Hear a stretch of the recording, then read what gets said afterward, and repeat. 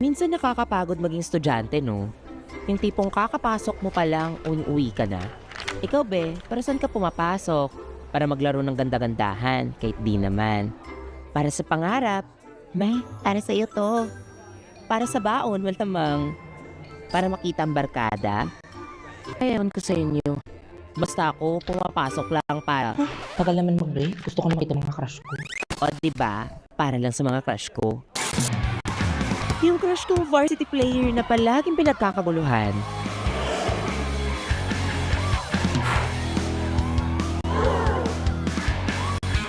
Yung poging pambato sa pageant na crush ng bayan. O si Mr. Smart Guy na palaging nasa silid at latan. Yung schoolmate kong nagigitara lang pero gusto ko nang pakasalan.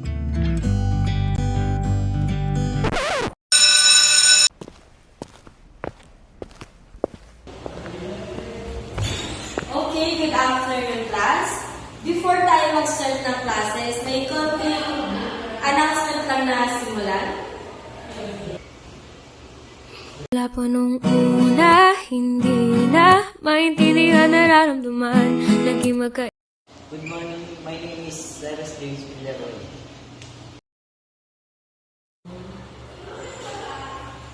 For our lesson today, we're gonna tackle about the basic antiderivative rules. In basic antiderivative rules, we have three rules. The power rule, rational function,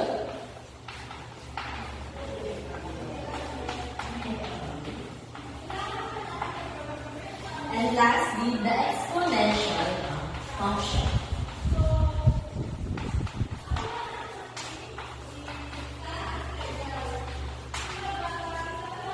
In the first rule, the power rule, we have three formulas.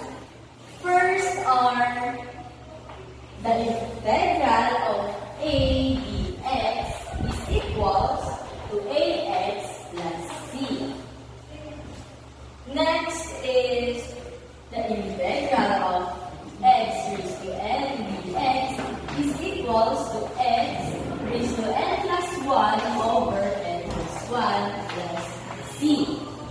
Lastly, the last formula is the integral of ax plus b dx is equals to 1 over a multiplied by ax plus b raised to n plus 1 over n plus 1. So first is we're going to talk about the power rule. Sa power rule na to, magbibigay ako ng first three examples na magagamit natin ang formula to. First is this formula.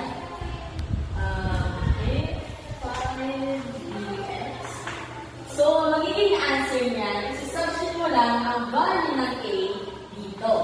So, magiging final answer is 5x plus C. Next naman, ito na ang formula na gagawin natin. We'll be using this example.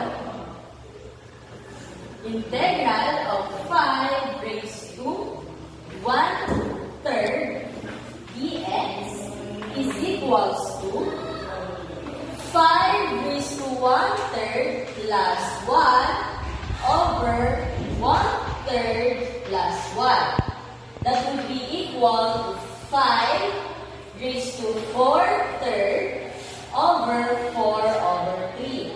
Now, kapag nagkaroon kayo ng ganitong answer, kailangan wala tayong magiging rational sa baba o sa denominator.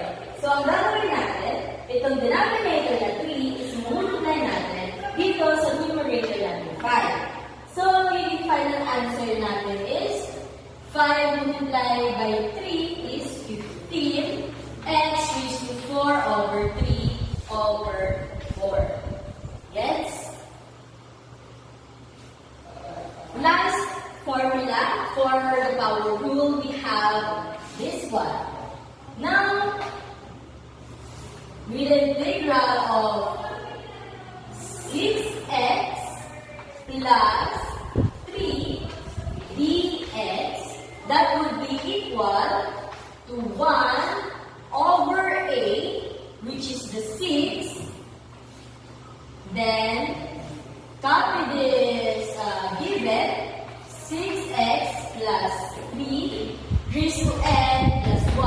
Ang n natin is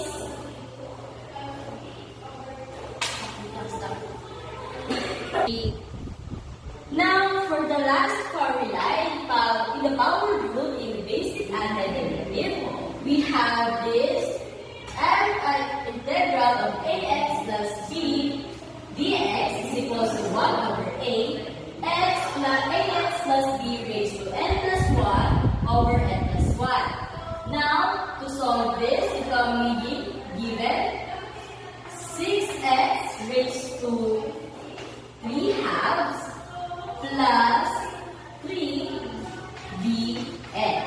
Now, to solve this, gagayahin lang natin ito. So, we give 1 over a, which is the 6. Then, copy this equation. 6x raised to... Now, for the last formula, in the power rule of basic antiderivatives, we have the integral of ax plus b dx is equals to 1 over a, ax plus b raised to n plus 1 over n plus 1. Now, the given would be 6x plus 3 raised to 3 halves dx. Now, to solve this, we're just going to copy this equation. 1 over a, which is this number, 6. Then copy this equation, 6x plus 3 raised to 3 halves plus 1. Then, over 3 halves plus 1. Now, we're just going to simplify this term. 1 over 6, 6x plus 3, 3 halves plus 1 would be 5 halves. Over 5, 2. Now, the final answer would be 1 over 6. To simplify this, kagaya ng ginawa natin dito, we're gonna multiply the 2 to 6, and the magiging final answer is 12x plus 3 raised to 5 halves over 5.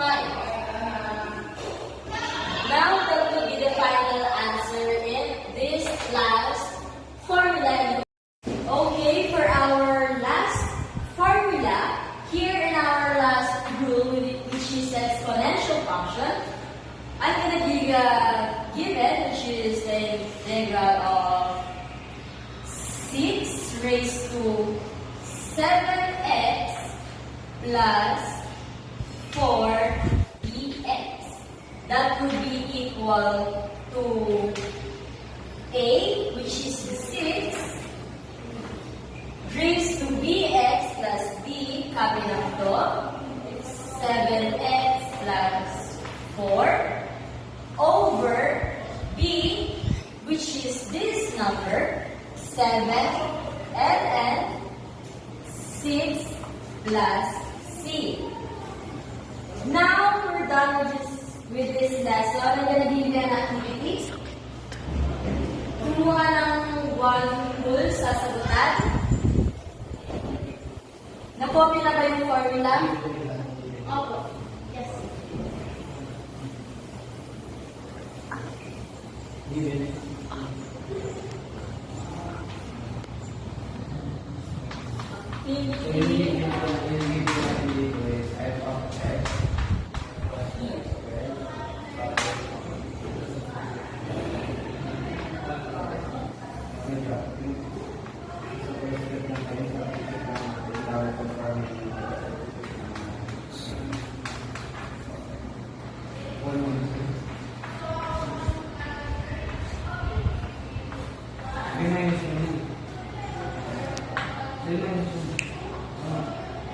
Unahin mo na.